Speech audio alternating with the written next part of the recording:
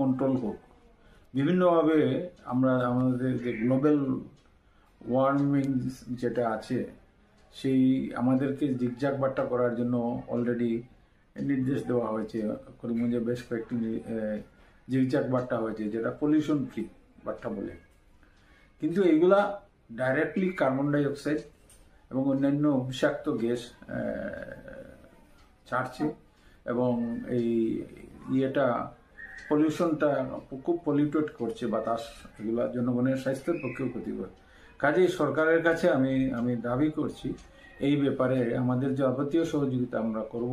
এবং যেটা সরকার তো বিরাট পরিমাণ রেভিনিউ লস করছেন।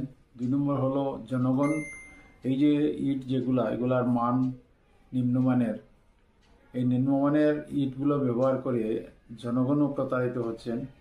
এবং অন্যদিকে আমাদের যারা আমরা রেজিস্টার্ড ফার্ম যেগুলো আছে, আমরা সরকারের জিএসটি দিচ্ছি, আমরা ডেফও মহোদয়কে রেভিনিউ দিচ্ছি, তথা পলিউশন কন্ট্রোল বোর্ডের যাবতীয় আইন কানুন মেনে চলছি।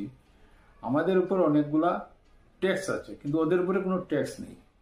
না থাকায় ওনারা আমাদের যেটা বিরাট ক্ষতি হচ্ছে, সেই ক্ষতিটা হলো এই যে মানে ইটের যে নির্ধারিত মূল্য সে থেকে অনেক কমে, যেহেতু তাদের উপরে কোনো ট্যাক্স নেই।